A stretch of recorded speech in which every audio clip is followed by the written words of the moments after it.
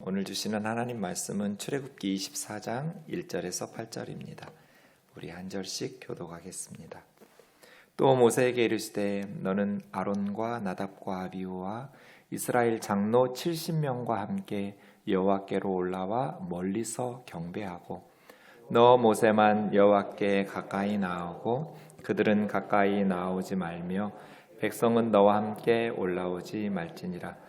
모세가 와서 여호와의 모든 말씀과 그 모든 율례를 백성에게 전하매 그들이 한 소리로 응답하여 이르되 우리가 여호와께서 말씀하신 것 모든 것을 우리가 준행하리이다. 모세가 여호와의 모든 말씀을 기록하고 이른 아침에 일어나 산 아래 제단을 쌓고 이스라엘 12지파대로 12기둥을 세우고 이스라엘 자손의 청년들을 보내어 여호와께 서로 번제와 화목제를 드리게 하고 모세가 피를 가지고 반은 여러 양푼에 담고 반은 제단에 뿌리고 언약서를 가져다가 백성에게 낭독하여 듣게 하니 그들이 이르되 여호와의 모든 말씀을 우리가 준행하리이다. 모세가 그 피를 가지고 백성에게 뿌리며 이르되 이는 여호와께서 이 모든 말씀에 대하여 너희와 세우신 언약의 피니라. 아멘. 자리에 앉으셔서 기도하겠습니다. 말씀으로 온 세상을 창조하신 하나님, 이 시간 우리에게 말씀하셔서 하나님의 선한 것이 우리 심령에 새겨지게 하옵소서. 어리석고 미련한 죄인은 가리우시고 주님의 진리의 말씀만 나타내시옵소서. 예수님의 이름으로 기도하옵나이다. 아멘. 출애굽기의 구조를 보시면 출애굽 사건, 광야, 그리고 시내산 언약, 그리고 성막론으로 이어져 있습니다. 우리가 지난 2주 동안 시내산 언약에 있는 10계명에 대해서 말씀을 묵상했습니다.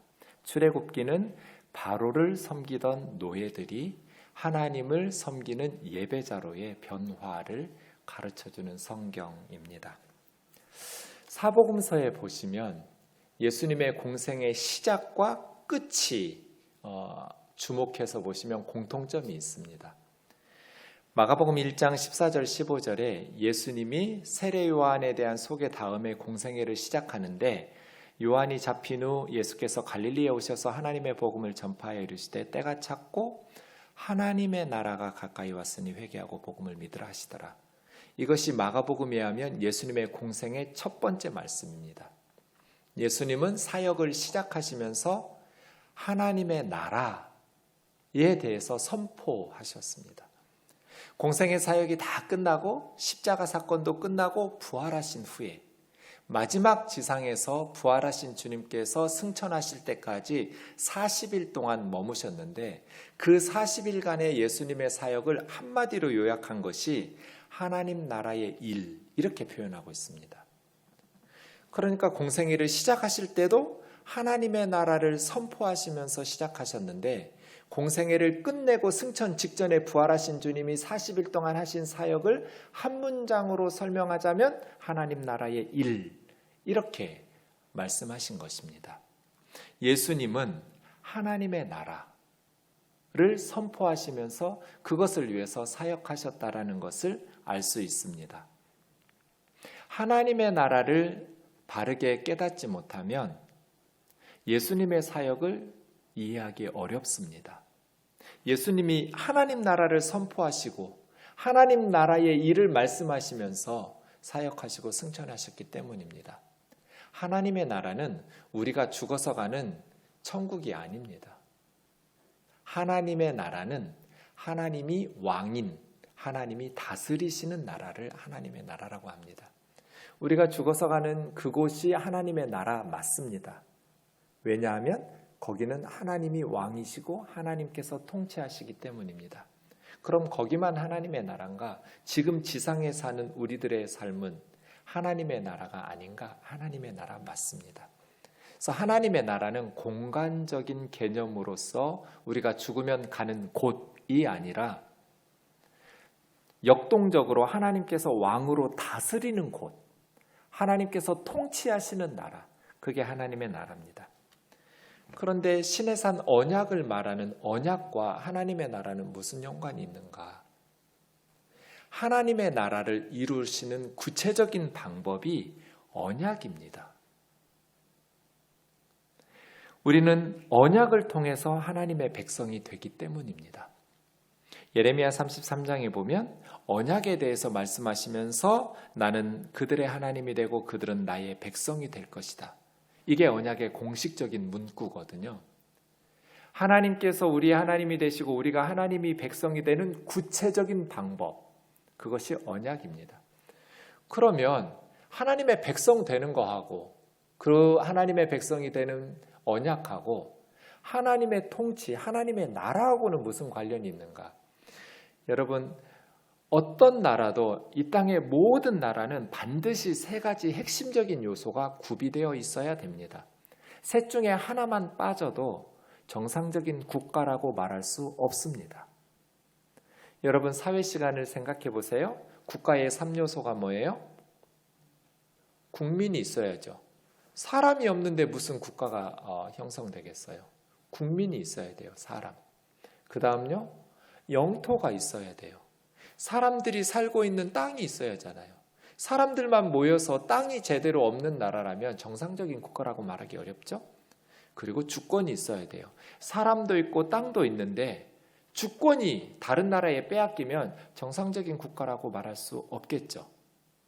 어느 나라이든지 국가를 구성하려면 반드시 이 세 가지 요소가 있어야 돼요. 국민, 영토, 주권. 하나님의 나라도 똑같아요. 하나님의 나라를 이야기하려면 하나님 나라의 백성, 국민이 있어야 돼요. 그리고 하나님 나라의 백성들이 살아가는 삶의 터전, 영토가 있어야 돼요. 그래서 모세오경의 주제는 지상에 세워지는 하나님의 나라. 이게 모세오경의 주제예요.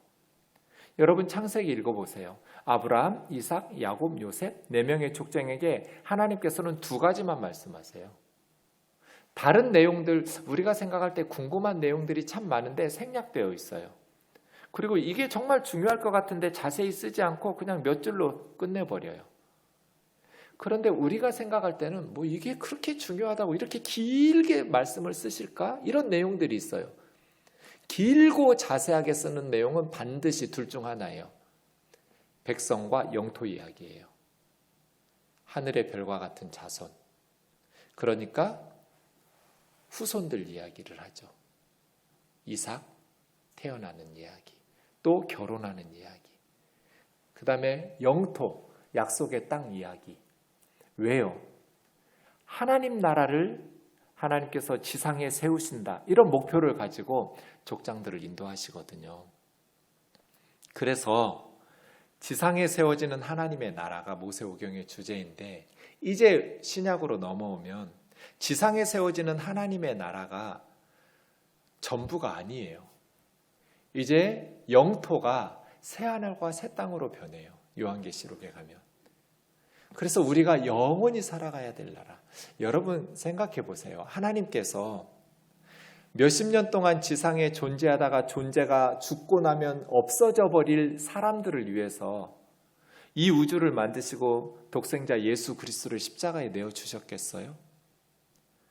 예수님이 십자가에 생명을 바치고 우리를 구원하셨는데 지상에서 살다가 구원받은 성도의 삶을 이 땅에서만 살다가 죽고 나면 존재가 사라져버리는 그러한 몇십 년을 위해서 예수님이 십자가에 죽으셨냔 말이에요. 그럴 리가 없어요.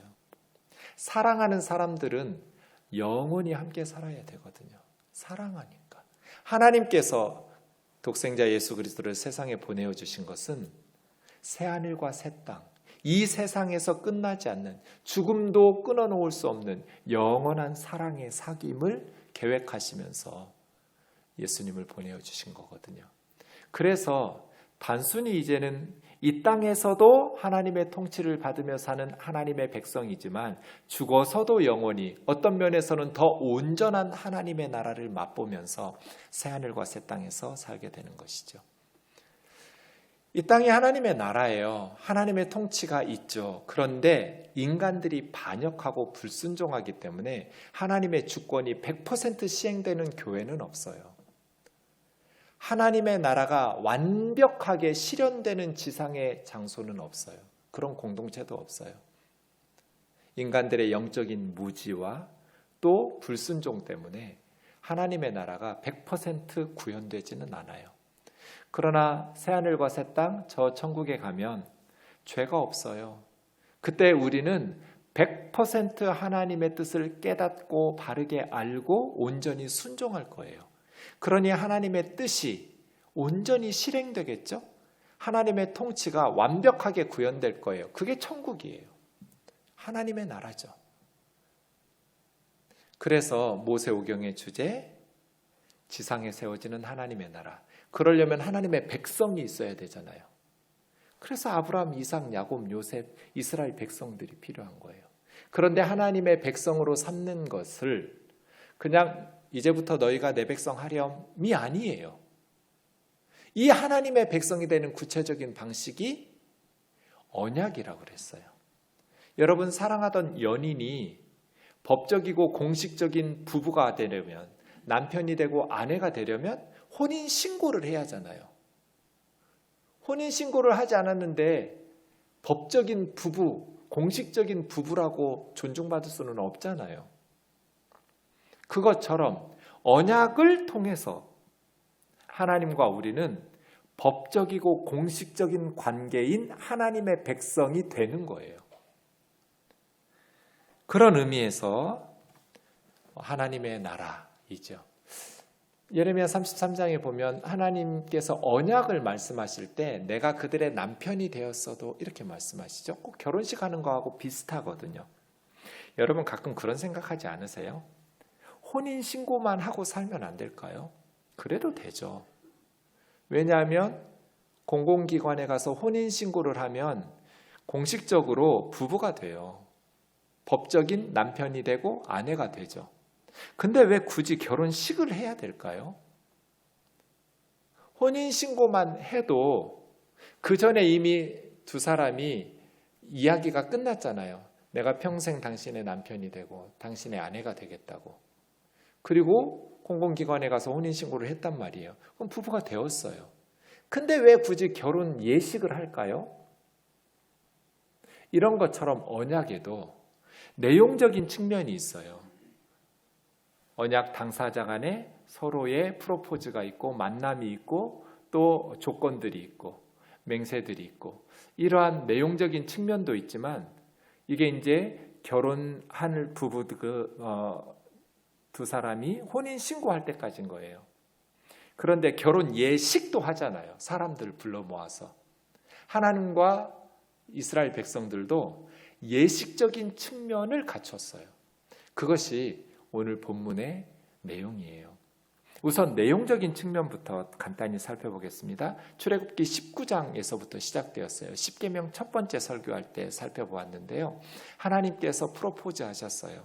세계가 다 내게 속하였으나 만일 너희가 내 말을 듣고 나와 언약을 맺어 언약을 지키면 너희는 이 세상 모든 민족 중에서 나의 서굴라가 될 거다. 서굴라라는 것은 가장 소중하게 여기는 보물을 말해요. 하나님께서 이 세상 모든 사람들을 창조하셨으니 이 세상 모든 민족이 다 하나님에게 속했고 하나님의 소유죠. 그런데 하나님과 언약을 맺으면 하나님께서 특별히 남들하고 구별해서 서굴라, 눈에 넣어도 아프지 않을 만큼 존귀한 존재로 여기시겠다고 지금 프로포즈하고 계신 거예요. 이것이 첫 번째 약속이에요. 만일 내 말을 잘 듣고 내 언약을 지키면, 나와 언약을 맺으면, 내 프로포즈를 받아들이면 나는 너희를 나의 서굴라로 여길 거라고.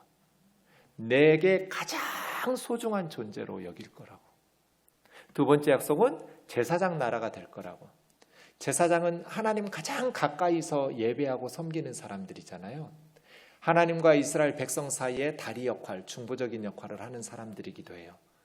너희가 만약 나와 언약을 맺으면 세상 사람들 가운데에서 가장 가까이서 나를 섬기고 나와 교제하고 사귀고 예배하게 될 것이고 세상과 나 사이에 중보적인 제사장의 역할을 감당하게 될 거라고. 그리고 세 번째는 거룩한 백성인데요. 거룩이라는 단어의 뜻은 분리됨이에요. 많은 사람들 가운데서 특별히 선택해서 따로 분리시켜 놓은, 그러니까 서굴라예요. 이 첫 번째 서굴라, 소유라고 번역한 나의 가장 소중한 존재라고 약속하신 이것이 나머지 두 개를 설명하면서 첫 번째 것을 약속을 뒷받침하고 있어요. 모든 민족이 다 하나님의 소유이지만 그 중에 특별히 거룩한 백성으로 너희를 선택해서 따로 떼어놓아서 나를 제사장 나라처럼 섬기게 하고 예배하게 하는 나의 보물 서굴라로 삼겠다는 거죠.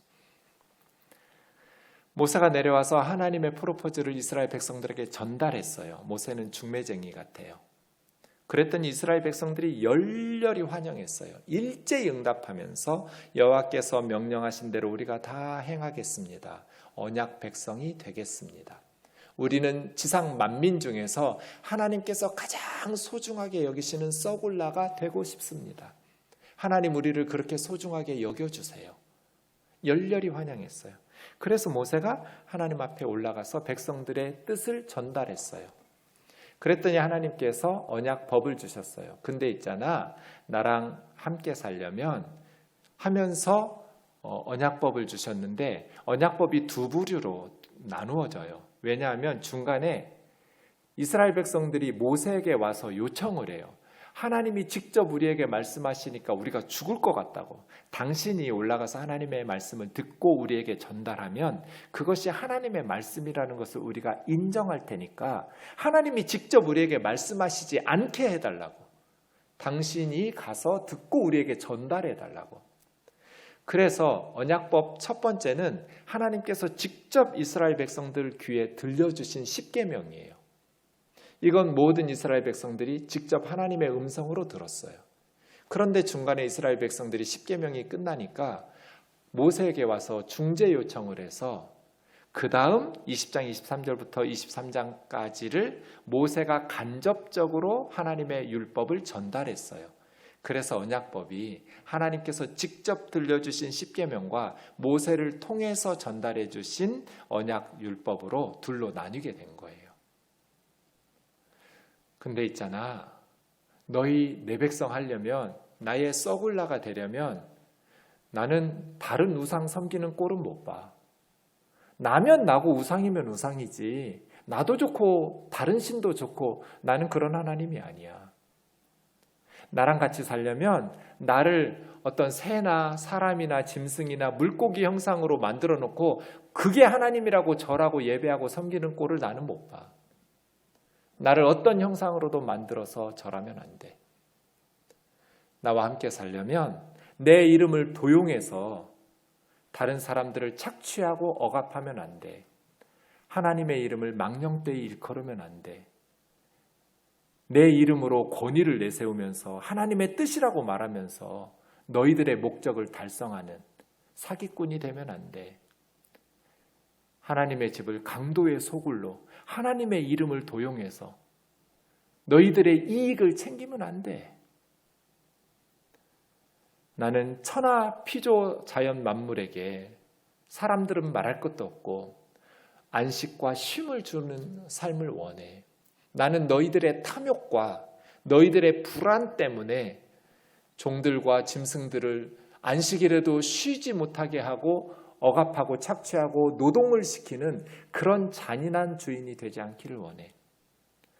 모든 피조 자연이 다 함께 일주일에 하루씩은 안식을 누리고 쉼을 얻을 수 있는 그러한 삶을 살기를 원해. 그러려면 너희가 창조주 하나님인 나를 믿고 신뢰해줘야 돼.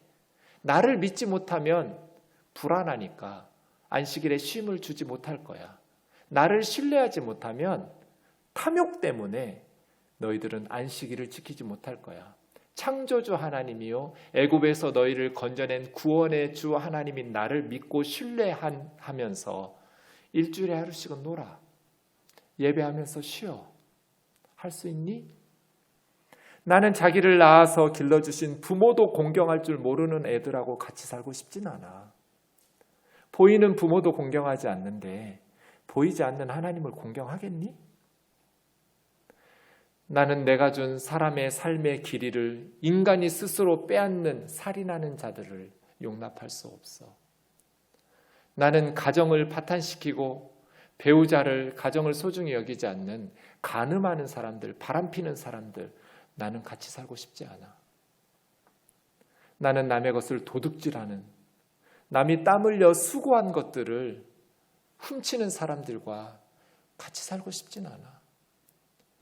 나는 부당하게 죄 짓지도 않고 억울한 위증과 거짓 증언 때문에 피눈물을 흘리는 그런 세상을 원하지 않아. 어떤 불이익이 와도, 어떤 뇌물의 유혹이 있어도 정직하게 옳은 것을 옳다고 하고 잘못된 것은 잘못됐다고 증언하는 정직한 삶을 원해. 아예 나는 남의 것을 탐내는 마음도 없는 사람하고 살고 싶어. 내가 스스로 노력하고 땀 흘리고 실력을 기르고 내가 열심히 일해서 하나님께서 주시는 그러한 열매로 먹고 살려고 해야지, 남이 땀 흘리고 남이 수고한 것을 탐내고 욕심내고 도둑질하고 강도짓하고 사기쳐가지고 빼앗아서 가려고 생각하는 것 자체가 죄야. 나 이런 하나님인데 너희 나랑 같이 살래? 하고 프로포즈 하신 거예요. 이스라엘 백성들이 너무 좋아요. 우리 하나님의 썩올라 될래요. 이렇게 해서 이스라엘 백성들이 하나님과 시내산 언약을 맺습니다. 이제 오늘 본문은 언약식이에요. 1절 2절 보시죠. 신랑과 신부가 만나야죠. 결혼식을 하려면. 하나님께서 시내산에 임재하셨고 모세에게 아론 대제사장이고요. 모세보다 3살 많은 형이에요. 나답과 아비후는 아론의 4명의 아들 중에 첫째와 둘째예요. 그리고 이스라엘 장로 70명은 원로 그룹이에요. 나중에 이제 청년들이 나올 텐데요. 시내산 언약을 맺을 때 원로 그룹 장로 70명과 화목제와 번제를 드리는 청년 젊은이들이 동참해요. 그래서 언약을 맺을 때는 장년층도 또 젊은 청년층도 함께 동참하게 되죠. 그런데 신랑과 신부가 만나려면 모든 이스라엘 백성들이 산꼭대기로 올라가는 건 위험해요. 그래서 대표로 모세가 하나님을 만나는 거예요. 모세 혼자 올라가는 것 같지만 이스라엘 백성들을 대표해서 모세가 신부 입장한 거예요. 3절을 보면 이스라엘 백성들이 첫 번째로 맹세를 해요. 모세가 산에서 내려와서 하나님의 모든 말씀, 이제 십계명 이후의 말씀들을 23장 33절까지 있는 그 부분을 이스라엘 백성들에게 낭독해 줘요. 선포하니까 백성들이 여호와께서 말씀하신 모든 것을 우리가 지키겠다고 맹세해요. 이것이 첫 번째 맹세죠. 그 말씀대로 우리가 지키면서 살아가겠습니다. 그래서 모세가 그 말씀 맹세를 기록하라고 그래요. 그래서 나중에 이 기록한 것이 7절에 가면 언약서가 돼요. 산에서 내려와서 말로만 선포했던 것을 이제 지키겠다고 준행하겠다고 맹세한 그 율법을 기록해요. 언약서가 됐겠죠? 기록했다라는 것은 이중으로 점검하려고 그래요. 그리고 아침에 일찍 일어나서 산 아래 제단을 쌓았고 그 다음 이스라엘 12지파대로 12기둥을 세웠어요. 제단은 이제 거기서 번제와 화목제를 드릴 번제단이겠죠. 제사 드릴 곳이에요. 그런데 이 제단은 하나님 편에서의 상징물이에요. 하나님을 상징하는 물건이에요. 그리고 12기둥은 이스라엘 12지파를 상징하는 백성들을 대표하는 기념물이에요. 나중에 시내산을 떠날 때 그 12돌기둥과 번제단은 놓고 떠나는 거죠. 그곳에 남아서 하나님과 이스라엘 백성들이 언약을 맺는 것들을 다 보고 들었던 증인 역할을 계속 남아서 할 거예요. 그래서 돌로 해요. 썩거나 쉽게 상하지 않으니까요. 12기둥의 돌, 그리고 번제를, 화목제를 드리는 제단. 제단은 하나님 편에서의 기념물, 12기둥은 이스라엘 백성들 편에서의 기념물이에요. 이 돌들이, 제단이 언약의 증인이에요. 보고 들었어요. 여러분 결혼식 하객으로 축하하러 가시면 아무리 바빠도 신랑 신부가 혼인 서약하는 것까지는 들어야 돼요. 결혼식에 왜 가요? 왜 초대하는 거예요? 우리가 신랑 신부 되겠다고 서약하는 것을 보고 들은 증인이 돼달라는 거예요. 와서 돈 내고 밥 먹으라는 거 아니에요. 아무리 바빠도 혼인 서약하는 것에 보고 들은 증인을 하고 나서 밥 먹으러 가셔야 돼요. 그거 안 하시면 결혼식 헛 간 거예요. 신랑과 신부가 서로에게 또 하나님 앞에서 또 모든 하객들 앞에서 엄숙하게 맹세하는 저 제단과 12기둥이 그 증인 역할을 하고 있는 거예요. 그리고 나서 5절에 이제는 청년들을 보내어서 소로 번제와 화목제를 드렸어요. 말씀드린 것처럼 1절에는 70명의 원로 그룹인 장로들이 하나님 앞에 나왔고 5절에서는 젊은 청년들이 하나님 앞에, 이 청년들이 이스라엘 백성을 대표하는 거죠. 장로 70명도 이스라엘 백성을 대표하는 거예요. 청년들이 대제사장인 아론과 일반 제사장인 나답과 아비유 앞으로 소들을 끌고 번제와 화목제를 드리는 제사인, 제사 드리는 사람으로 이스라엘 백성을 대표해서 나간 거예요. 번제라고 말했는데 번역에 늘 아쉬움을 느끼는 단어인데요. 번제하면 여러분 불태워서 바치는 제사 이런 의미잖아요. 근데 사실은 레위기에 보면 불태워서 바치는 제사라는 뜻은 화제라고 번역했어요. 불화자를 써서. 불태워서 바친다. 그런 제사는 화제예요. 번제도 화목제도 속죄제도 속건제도 다 화제거든요. 불태워서 바치는. 화제라는 단어가 성경에 있는데 번제라는 단어를 왜 썼지? 비슷한 같은 의미인 것 같은데 한글로 번역하면 그런데요. 원문으로 보면 전혀 다른 뜻이에요. 화제는 불살라서 바친다라는 의미지만 번제라는 것은 올라라는 단어인데요. 이것은 모든 것을 태워서 바치는 제사라는 뜻이에요. whole offering burnt. 모든 것을 바치는 번제. 이것이 번제 올라인데요. 다른 제사들, 속죄제, 속건제, 소제, 화목제, 나머지 제사들은 일부만 하나님께 드리고 나머지는 제사장에게 돌리거나 백성들, 제사 드리는 사람들이 먹어요. 나머지 모든 제사가 그래요. 그런데 번제만 사람에게 가는 부분이 한 군데도 없어요. 번제는 모두 다 하나님 앞에 태워서 바치는 거예요. 그래서 모든 것을 태워 바치는 제사라고 말하는 거예요. 이게 더 정확한 번역이에요. 번제. 그래서 제가 번제는 나 그대에게 모두 드리리, 이게 번제예요. 오물을 제하고 깨끗하게 씻은 후에 각을 떠서 제사장이든 제사인이든 어떤 사람에게 단 한 점도 돌리지 않고 모두 다 태워서 하나님께만 바치는 제사, 번제예요. 지금 언약을 맺을 때 번제를 왜 드렸을까요? 청년들을 시켜서 하나님께 서약하는 거거든요.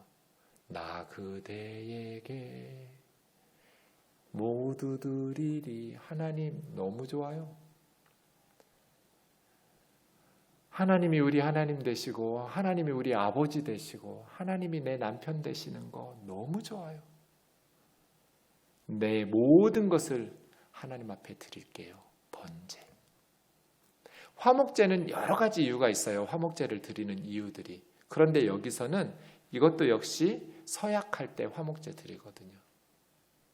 하나님 앞에 하나님 백성으로 언약을 기뻐하면서 기꺼이 살겠다고 맹세하면서 번제와 화목제를 드렸어요. 그러면 피가 나올 거잖아요. 소를 잡아서 각을 떠서 그렇게 피를 다 빼서 번제로 드리거든요. 6절에 보면 피를 절반씩 나누었어요. 이 소의 피의 절반, 번제와 화목제로 쓴 소들의 피의 절반은 여러 양푼에, 여러 그릇에 담았어요. 그리고 나머지 절반은 제단에 뿌렸어요. 아까 제가 제단은 하나님을 상징하고 하나님 편에서의 기념물이고 12기둥은 이스라엘 12지파를 이스라엘 백성들의 편에서의 기념물이고 상징물이라고 말했잖아요. 그러니까 제단의 피 절반을 뿌렸다라는 것은 지금 하나님에게 뿌린 거예요. 이거 왜 뿌렸을까요? 번제단에다가 하나님이 스스로를 저주하시면서 맹세하는 거예요. 만약 내가 너희를 썩을라로 대하지 않으면, 피는 생명을 의미하거든요. 나는 내 생명을 내놓을 거야 하고 약속하시는 거예요. 언약을 지키지 않으면 나는 저주받아서 피 쏟고 죽을게. 엄청난 맹세예요. 만일 내가 너희에게 약속한 하나님의 역할을 제대로 안 하면 나는 너희에게 내 생명을 내놓으마. 이스라엘 백성은 어떻게 할까요? 하나님이 이렇게 맹세하시는데 이스라엘 백성도 우리도 생명을 내놓을게요 하고 나머지 양푼에 담았던 절반의 피를 뿌리는데 그 전에 하나를 더해요. 모세는. 그게 7절이죠. 아까 산에서 내려와서 선포했더니 우리가 여호와의 모든 말씀을 준행하리이다 했던 그것을 기록해서 언약서가 되었어요. 다시 한번 낭독해줘요. 그래서 2번에 걸쳐서 하나님의 모든 말씀을 우리가 준행하겠다고 맹세하면서 시내산 언약을 맺죠. 그리고 나서 8절에 모세가 그 여러 양푼에 나누었던 절반의 피를 이스라엘 백성들에게 뿌리면서 여호와께서 이 모든 말씀에 대하여 너희와 세우신 언약의 피니라 이렇게 말해요. 언약을 맺는데 왜 피를 뿌려요? 이것은 이제 이스라엘 백성들 편에서의 맹세예요. 만일 우리가 하나님의 백성답게 살지 않으면 우리도 하나님처럼 피 쏟고 죽겠습니다. 생명을 내놓겠습니다. 라고 맹세하는 거예요. 하나님과 이스라엘 백성들이 언약을 통해서 하나님의 백성이 되는 것은 가볍게 한 일이 아니에요. 하나님은 우리와 오다가다 만나서 사랑을 나누다가 쿨하게 헤어지는 그런 연인 관계를 맺고 싶은 분이 아니에요. 생명 걸고 끝까지 사랑하는 위험한 계약이에요. 우리가 하나님의 백성답게 살지 않으면 우리를 죽이셔도 좋습니다. 피 쏟고 죽겠습니다. 내가 너희를 썩을라처럼 눈에 넣어도 아프지 않을 보석처럼 소중하게 대하지 않으면 나는 내 생명을 너희에게 내놓을 거다. 하나님이 먼저 맹세하시고 스스로 서약을 선언하셨어요.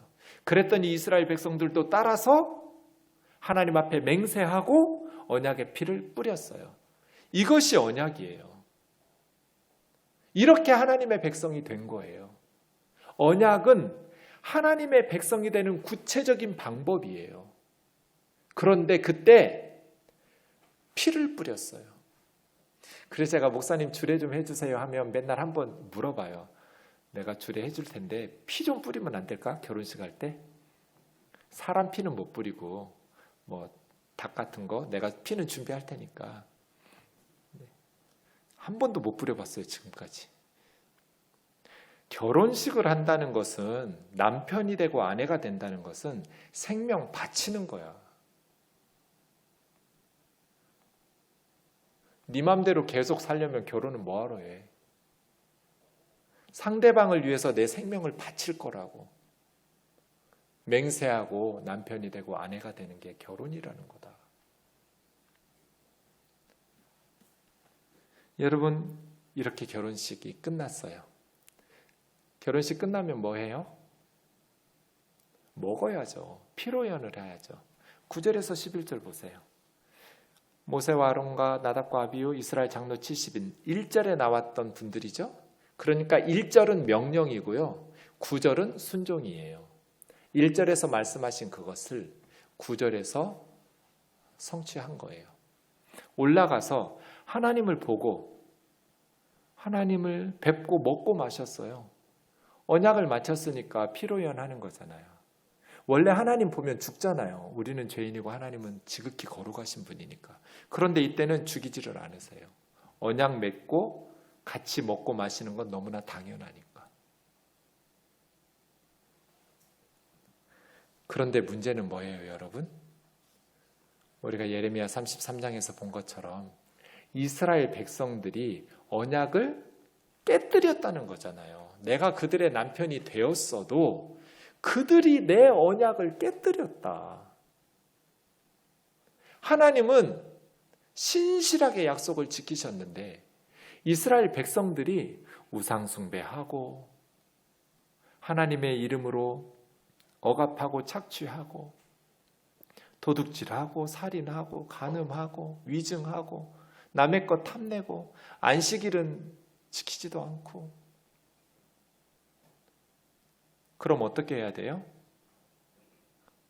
이제 언약을 깨뜨린 당사자인 이스라엘 백성들이 언약적 저주를 받아야죠. 그 언약적 저주는 피 쏟고 죽는 거잖아요. 하나님의 형벌, 하나님의 심판을 기꺼이 받아내야 돼요. 여기서 하나님의 고민이 생겼어요. 하나님 어떻게 하셔야 될까요? 그래서 하나님은 이사야 선지자를 통해서 또 구약의 많은 선지자들을 통해서 말씀하신 것처럼 죄 없는 의로운 종을, 죄 지은 하나님의 언약을 깨뜨린 백성들을 대신해서 벌받게 해요. 이사야 53장에 고난받는 의로운 종 이야기죠. 우리는 다 양 같아서 그릇 행하여 죄 지으면서 각기 제 길로 갔거늘 하나님께서는 우리 모두의 죄악을 그에게 담당시키셨도다. 언약을 깨뜨린 쪽이 피 쏟고 죽는 거예요. 저주받아 죽는 거라고요. 그런데 사람들이 하나님과의 언약을 깨뜨려 버렸어요.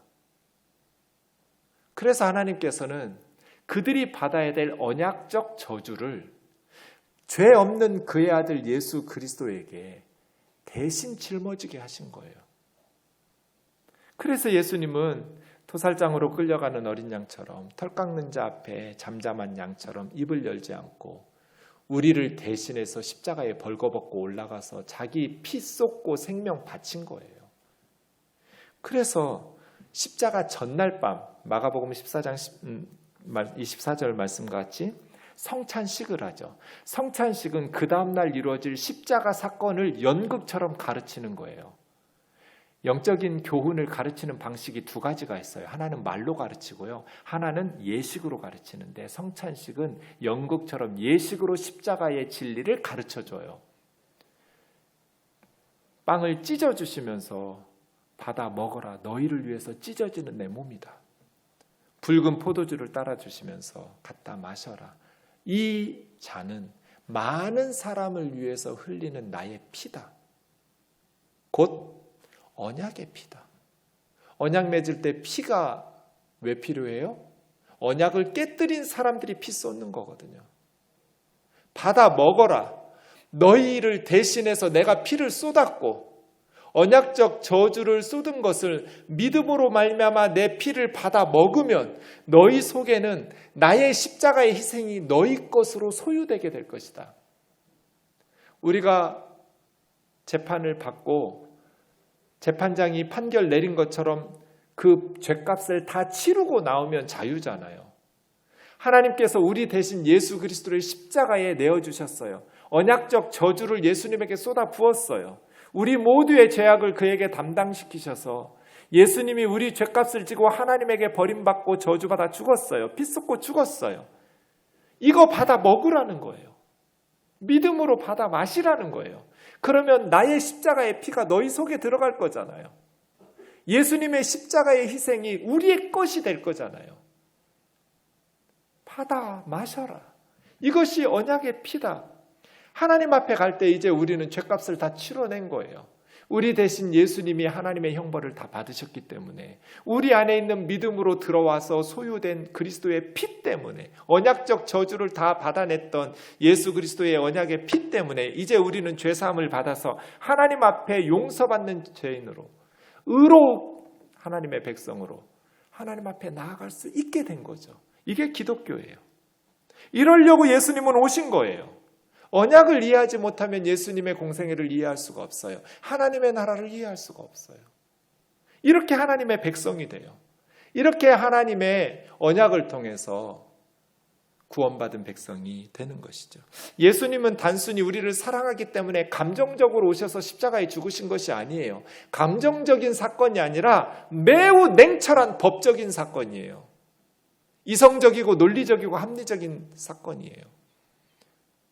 뜨겁게 우리를 사랑해 주신 감정적인 사건이기도 하지만 그게 끝이 아니에요. 십자가는 지극히 냉정한 냉혹한 법의 현실, 죄인은 형벌을 받아야 된다는 의로우신 재판장이신 하나님의 판단에 따라서 우리를 대신해서 십자가에 오르셔서 자기 생명을 바친 거잖아요.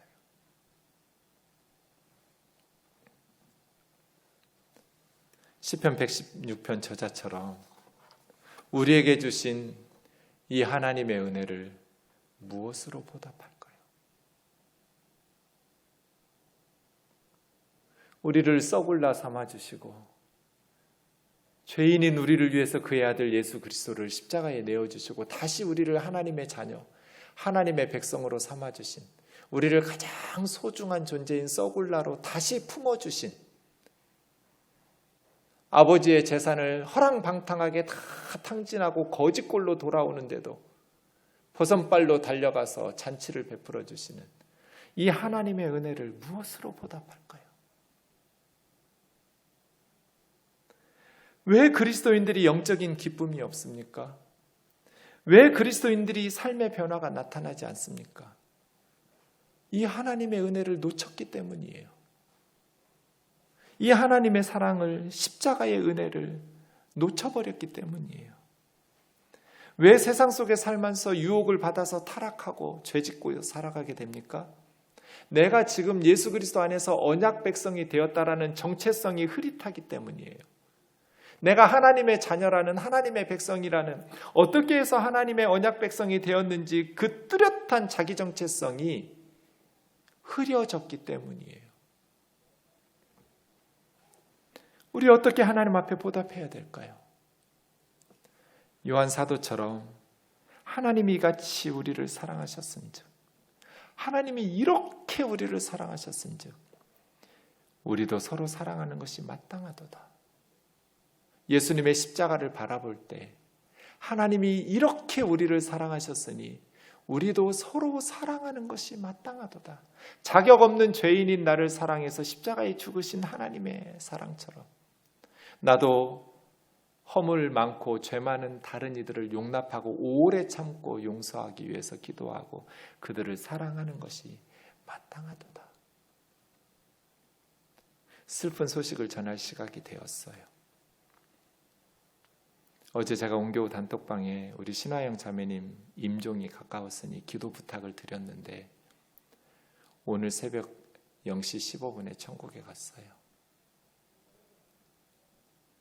제가 병원에 연락을 받고 한 7시간 동안 같이 있으면서 임종을 지켰는데 마지막 순간까지 하나님을 찾아요. 찬송을 하고요. 그래서 같이 찬송했어요. 의식이 또렷했어요. 마지막 최후 순간을 제외하고는. 하나님을 끝까지 믿음으로 섬겼어요. 독실한 불교 집안이에요. 친정이. 그런데 우면동으로 와서 우면동 교회를 알고 예수님을 알게 됐어요. 예수님을 믿기 시작했는데 몰핀을 맞아가는 극도의 암세포가 온몸에 퍼진 극도의 고통 중에서도 제가 이틀에 한 번씩 가서 같이 예배했거든요. 예수님 감사합니다. 예수님 감사합니다를 반복해요. 찬송하면 아멘하고 기도하면 아멘하고 아멘을 반복해요. 뭐가 감사해요? 그런데 그렇게 감사해요. 제가 그런 생각했어요. 세상에 많은 예배가 있지만 이화 형제자매가 드리는 예배가 가장 향기로운 예배 중에 하나일 거다. 극도의 너무의 고통 속에서도 의식을 잃었다 깨웠다 하면서 예배드리는데 불평하는 이야기를 들어본 적이 없어요. 마지막 기도하니까 숨이 멈췄어요. 그런데 저는 새벽 7시간 동안 똑같은 기도를 마음속으로 했어요. 수없이 반복했어요. 주님, 시간이 없습니다. 고민하지 마세요. 망설이지 마세요. 시간이 없습니다. 10,000,000번을 물으셔도 똑같습니다. 저의 마음은 확정되고 확정되었습니다. 모든 암세포를 저에게 옮기시고 이 딸을 살려주십시오. 아무리 생각해도 내가 옳은데 무엇을 고민하시나요? 왜 망설이시나요? 주님도 그러셨으면서. 이 생각밖에는 안 들어요. 이 세상이 살고 사는 게 힘들고가 아니에요. 저는 우리 가족이 너무 좋아요. 함께 사는 게 너무 황홀해요. 너무 사람들이 착하고 좋아서. 저는 오면동 교우들과 함께 사는 게 너무 행복해요. 새벽에 눈 뜨면 새벽 예배 나오려고 나를 기다리고 있는 성도들에게 차 가지고 가서 함께 예배당에 와서 기도하고 너무 행복해요. 사는 게 힘들어서가 아니라 이 땅에 사는 게 너무 행복하고 좋은데 이 5살 난 딸을 놓고 먼저 떠나야 되는 엄마가 너무나 불쌍하니까, 이 가정이 너무 안타까우니까 수천 번 수만 번 아침에 눈 뜨면 저녁에 잠들 때까지 하나님하고 싸웠어요. 제발 고민하지 마시라고. 뭘 망설이시냐고. 모든 암세포를 나한테 옮기라고. 믿음도 내가 더 좋고 나는 애도 다 키워놨고. 하나님하고 하루 종일 싸웠어요. 저는 악한 죄인이에요. 정말 이기적인 사람이에요. 그런데 예수 그리스도의 십자가, 예수 그리스도의 십자가, 그 십자가가 나를 변화시켜요. 예수님의 십자가 때문에 세상에 그 어떤 것도 관심이 없어요. 부귀도 영화도 세상에 그 무엇도 나에게 만족을 줄 수 없다는 걸 알아요. 하나님을 사랑하고 자매 형제들을 사랑하는 것 외에는 내 삶에 의미가 없다는 걸 알아요. 그래서 그렇게 악한 죄인이, 그렇게 이기적이었던 놈인 제가 저 기도가 계속 나와요.